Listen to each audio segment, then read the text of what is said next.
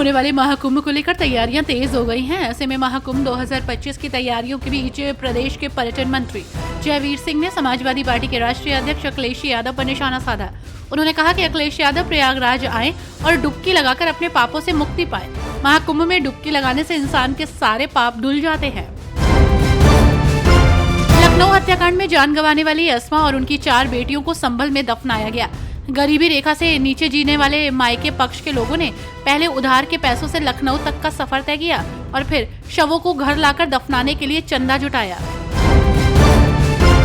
उत्तर प्रदेश सरकार में मंत्री अनिल राजभर ने महाकुंभ की तैयारियों को लेकर प्रतिक्रिया दी। अनिल राजभर ने कहा कि तैयारियां अंतिम चरण में है। अब सरकार, प्रशासन और जनता को 13 जनवरी का बेसब्री से इंतजार है। मेहमानों और श्रद्धालुओं के स्वागत की तैयारियां पूरी हो गई हैं। कांग्रेस नेता प्रमोद तिवारी ने कहा कि वीर सावरकर का स्वतंत्रता संग्राम में कोई योगदान नहीं था, वो तो अंग्रेजों की मुखबिरी किया करते थे। उन्होंने कहा कि अगर दिल्ली के कॉलेज का नाम रखना था तो स्वतंत्रता सेनानी के नाम पर रखते या स्वर्गीय मनमोहन सिंह के नाम पर रखते, जिनका अर्थव्यवस्था में भी बहुत बड़ा योगदान था।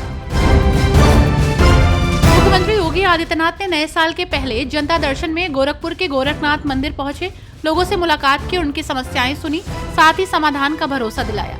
योगी आदित्यनाथ ने सबको आश्वस्त किया कि किसी के साथ नाइंसाफी नहीं होगी। इस दौरान उन्होंने अधिकारियों को हिदायत दी कि हर पीड़ित की समस्या पर तत्काल कार्रवाई होनी चाहिए। इलाज में मदद का आश्वासन दिया। दबंग भूमाफियाओं पर सख्त कार्रवाई के निर्देश भी दिए। महाकुंभ 2025 को देखते हुए उत्तर रेलवे ने नए साल पर ट्रेन से यात्रा करने वाले यात्रियों को बड़ा तोहफा दिया है, जिससे न सिर्फ यात्रियों की सुविधा में इजाफा होगा बल्कि वो उनकी जेब के लिए भी फायदेमंद होगा।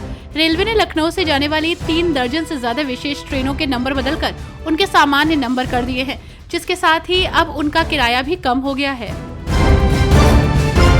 कासगंज दंगे में मारे गए चंदन गुप्ता की हत्या में शामिल 28 लोगों को कोर्ट ने दोषी करार दिया है। इस कड़ी में उत्तर प्रदेश सरकार में मंत्री जयवीर सिंह ने प्रतिक्रिया दी। उन्होंने कहा कि उत्तर प्रदेश को दंगा मुक्त बनाने के लिए बड़े बड़े अपराधियों के खिलाफ कठोर कार्रवाई हुई है। जो घटना में शामिल आरोपी है उनको कटघरे में खड़े करने का काम उत्तर प्रदेश सरकार के निर्देशन में हुआ है।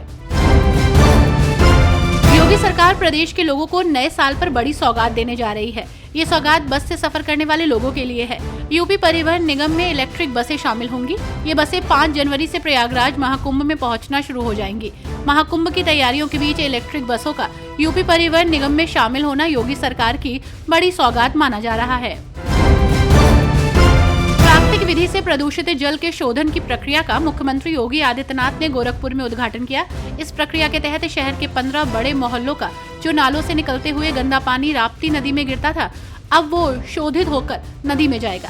इस जल की मात्रा प्रतिदिन 200 mld है जो नदी में गिरता है, लेकिन अब इसको फाइटो रेमिडिएशन पद्धति से शुद्ध करते हुए नदी तक पहुँचाया जा रहा है।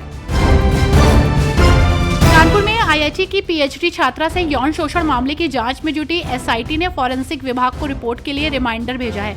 अधिकारियों का कहना है कि छात्रा के मोबाइल और लैपटॉप व अन्य उपकरणों की फॉरेंसिक रिपोर्ट को साक्ष्य के रूप में जांच में शामिल किया जाएगा।